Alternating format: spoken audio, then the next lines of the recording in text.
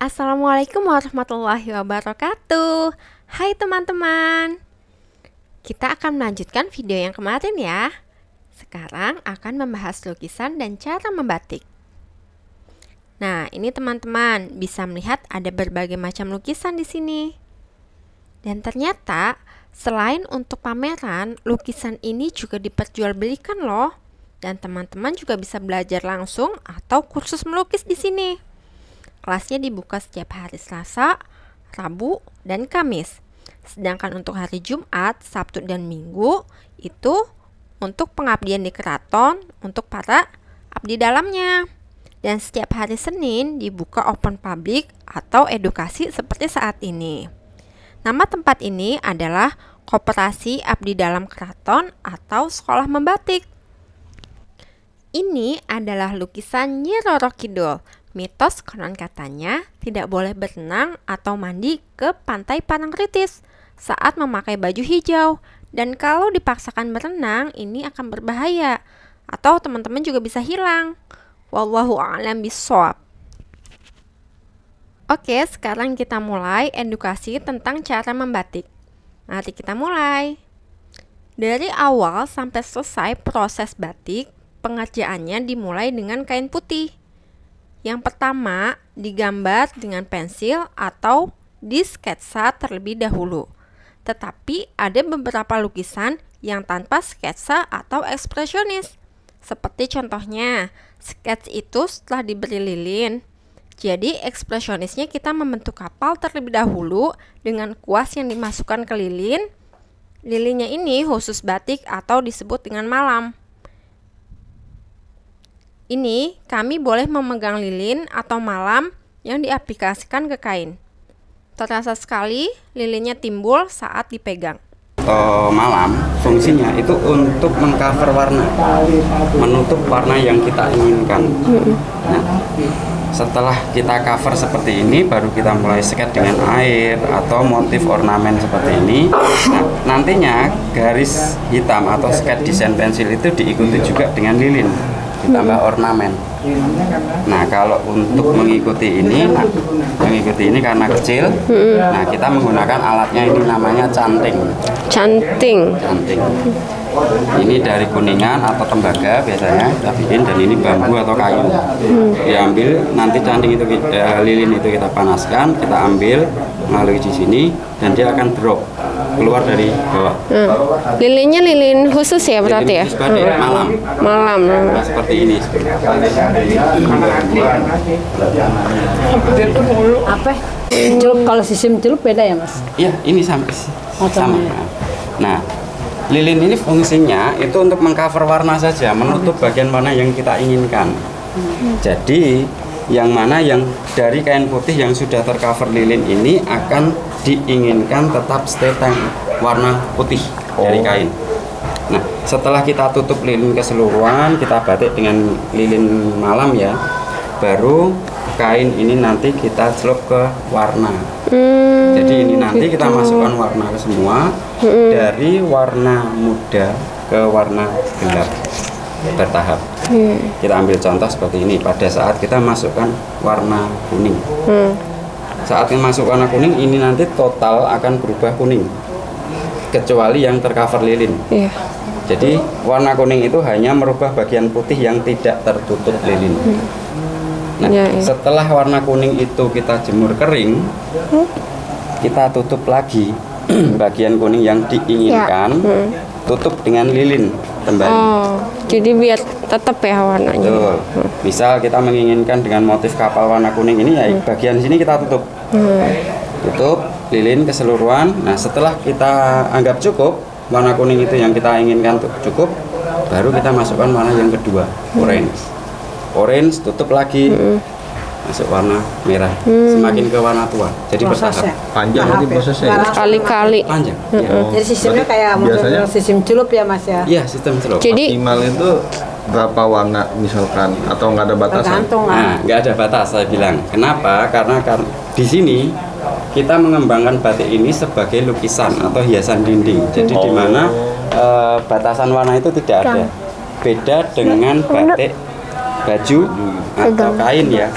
Biasanya batasan warna itu 3 atau 4 warna saja cukup, karena kalau semakin banyak warna kan Mas ini lilinnya itu dijual apa gimana?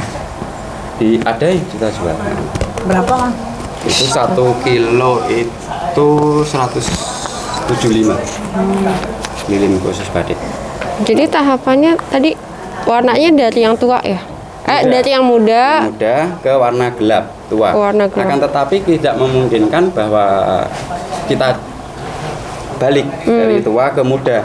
Biasanya kalau yang untuk motif-motif abstrak atau background gelap itu biasanya diambil dari warna tua dulu. Karena apa? Kita menginginkan background misal biru. Biru itu kita masukkan warna biru dulu. Karena nantinya kalau kita dari warna kuning itu kita tidak akan mendapatkan warna biru. Nah, kita masukkan warna biru dulu, nanti setelah warna biru itu kita masukkan, tetapi kita harus berpikir di mana bagian putih yang kita cek. Jadi yang inginkan warna nanti warna kuning, oranye, merah, hijau, itu kita tutup dulu semua dengan lilin. Masuk warna biru. Nah, setelah warna biru itu kita rebus.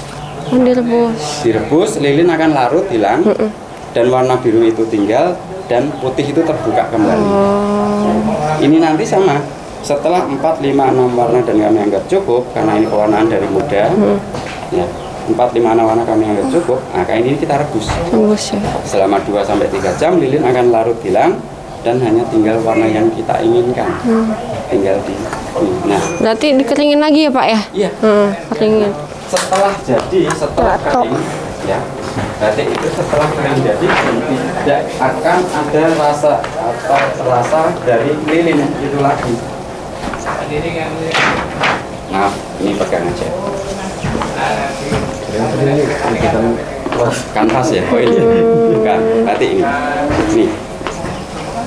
Nah ini putih, bagian putih ini itu dari warna kain. Jadi di batik itu, maaf ya, batik itu tidak memiliki pewarna putih. Jadi kalau melihat batik dengan background warna putih seperti ini semuanya, itu murni warna kain. Nah untuk proses batik kalau background putih kayak gini cukup rumit. Kenapa? Kita harus benar-benar teliti. Kita tutup cover yang diinginkan putih, tutup. Kalau kita tidak teliti, bocor, akan kemasukan warna dan gagal. Berarti berkali-kali ya direbus, dikeringkan. Bisa, berapa lama? Ini nggak lama. Berapa? Ini 2 bulan. 2 bulan. Belum sampai 3 bulan, jadi nggak lama ya. Nah, dan ciri khasnya kalau batik tulis asli ya Bapak Ibu sekeluarga kalau ingin tahu, untuk nambah pengalaman, pengetahuan, batik tulis asli handmade. Tulis itu antara depan dan belakang sama. Ini bedanya. Jadi coba kalau Bapak Ibu memiliki baju batik dicek belakangnya ada nggak, sama nggak. Kalau enggak ya itu batik industrial, cap atau print. Ya lihat ya. Pekalongan itu kebanyakan cap. Ya lihat ya. Solo itu sekarang kebanyakan print. Nih sulap. batik Kalau tulis. Jogja kami masih mempertahankan dengan tradisional batik tulis.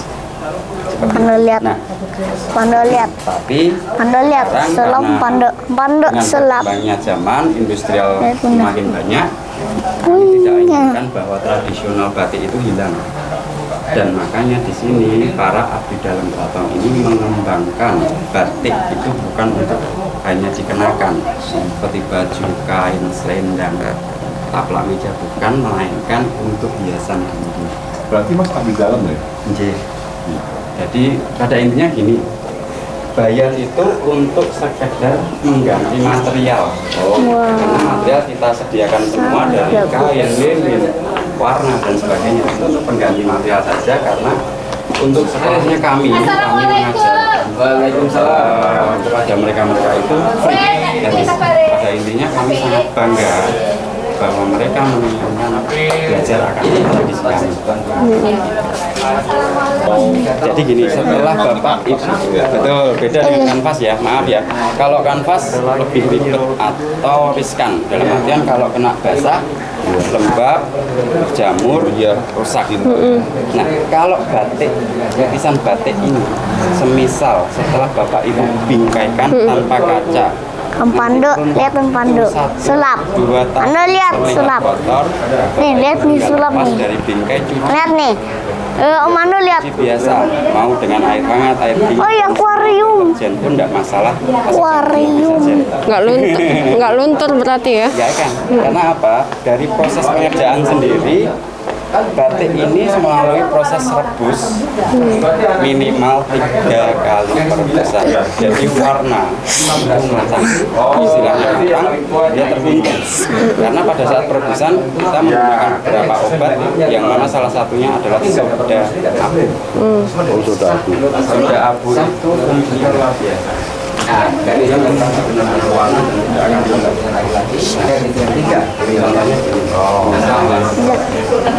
Om Pandu mana? Om Pandu. Bedakan pada saat setelah beli celana jeans, Bapak beli soda abu di toko-toko itu ada itu beli soda abu, lalu Bapak didihkan air, soda abu itu masukkan ember, air mendidih masukkan, jin yang baru itu masukkan, direndam sampai dingin. Nah, setelah sampai dingin baru Bapak Ibu cuci, nggak akan luntur itu. Maaf Mas, ini harganya mulai Ini Bu, di mana kategori ini adalah berdasarkan tingkat detail kesulitan, tingkat kerumitannya. Akan tetapi maaf di sini itu bisa dikatakan bukan fixed price atau harga mati, di mana ini adalah salah satu koperasi dan masih di bawah naungan keraton. Ya. Di sini tidak ada pajak, jadi masih tanah keraton. Nah, karena tidak ada pajak tersebut, makanya dari sini nanti keseluruhan masih kita berikan potongan diskon 20%.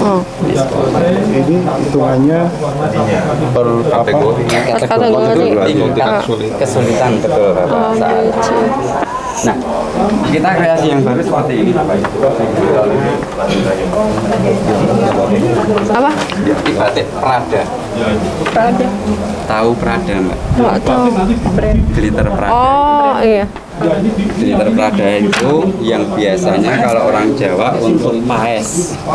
Tahu paes? Nggak tahu. Rias manten Jawa. Oh yang hitam-hitam itu ya? Yang bukan, yang bling-bling. Oh yang bling-bling, iya. Kalau mantan Jawa, yang mantan ada Jawa ya, itu kan selain itu di sini, bling-bling yang kuning itu. ditambur Iya, dan sebagainya. Nah itu glitter Prada itu kita gunakan, dimana itu nantinya kita masak, kita lelehkan, lalu kita canting untuk mengcover garis. Jadi benar-benar meresap di pori-pori kain. Maaf ya, sekalipun ini Bapak Ibu cuci tidak rontok. Maaf saya koyak gini pun tidak rontok. Tetapi misal setelah dicuci ingin disetrika, baliknya dari belakang, belakang kan tidak ada wadah untuk setrika. Ya biar nggak nempel gitu ya. Ini simbol makmur. Lihat hitam semua. Gimana teman-teman? Komando, lihat hitam semua. Hitam semua. Ada. Dan lihat itu. Kelihatan aja Ini ya. Bah, lukisan ini terlihat. Saja. Batik itu nggak bisa sama uniknya. Oke teman-teman. Mandu, itu. Iya. Kayak Jepang ya? Itu sakura kan? Mandu udah tahu.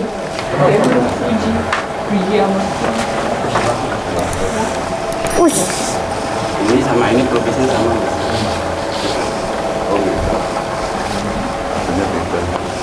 Batik tulis di belakangnya juga muncul. Karena pelukis batik Enggak. itu dengan tradisional proses di mana satu lukisan ini kita selesaikan terlebih dahulu sampai selesai. Lukisan tidak terlihat. Baru nanti Nih.